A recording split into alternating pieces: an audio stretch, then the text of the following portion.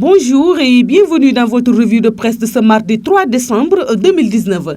La livraison de ce mardi de la presse quotidienne traite de plusieurs sujets dont la question de la dette en lien avec une conférence internationale organisée la veille sur ce thème à Dakar. La dette de la discorde, titre ainsi le quotidien Enquête qui considère que cette problématique oppose surtout le Fonds monétaire international aux pays africains. Aussi, pendant que les chefs de l'État africain réaffirment le caractère indispensable de la dette, la directrice générale du FMI, Kristalina Georgieva, souligne dans des déclarations citées par le même journal. Les possibilités d'emprunt sont devenues plus limitées dans cette région. Les États de l'Union économique et monétaire ouest-africain, UEMOA, réunis pour ce forum portant sur développement durable et dette soutenable, le juste équilibre, ont exprimé le ras-le-bol au sujet du coût surévalué de la dette des pays en développement, rapporte Enquête. Le journal cite notamment le président sénégalais et quelles que soient les difficultés, déclare Macky Sall, les Africains payent toujours leur dette. Il enfonce le clou à la une de l'As.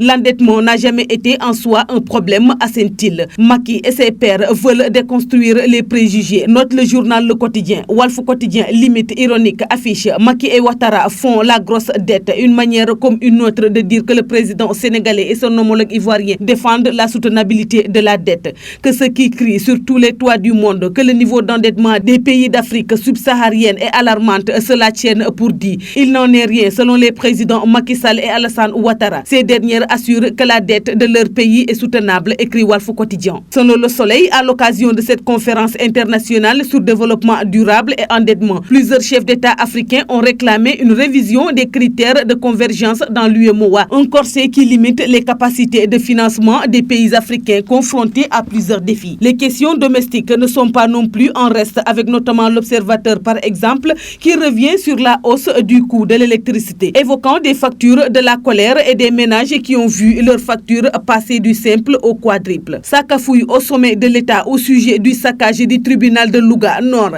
estime Walf Quotidien. Cet incident en prend une autre tournure, mettant en scène les contradictions des autorités politiques. Le garde des Sceaux, Maître Malick Sall et son collègue de l'Intérieur, Aly Ngouille Ndiaye, n'amettent pas sur la même longueur d'onde. Quand le ministre de la Justice affirme qu'il y a eu saccage du tribunal de Louga et que les auteurs seront sanctionnés, son collègue de l'Intérieur qui était avant-hier à l'Assemblée nationale affirme le contraire, écrit Walf Quotidien. Le Témoin quotidien revient également sur le saccage du tribunal de Louga, mais aussi sur l'affaire Guy Marius Sagna, du nom de l'activiste sénégalais leader de France Dégage, arrêté avec plusieurs autres de ses camarades lors d'une manifestation devant les grilles du Palais de la République. Dans cette affaire relative à Guy Marius Sagna, critique laisse entendre qu'on se dirige vers l'ouverture d'une information judiciaire. Des mises en cause devant être fixées sur leur sort ce mardi selon le journal. Le Quotidien de sa part affirme que l'État ferme le robinet, faisant référence aux revendications des travailleurs de la Société des eaux SDE qui demandent une augmentation des parts des travailleurs dans le cadre du mouvement contrat d'affermage accordé à Suez.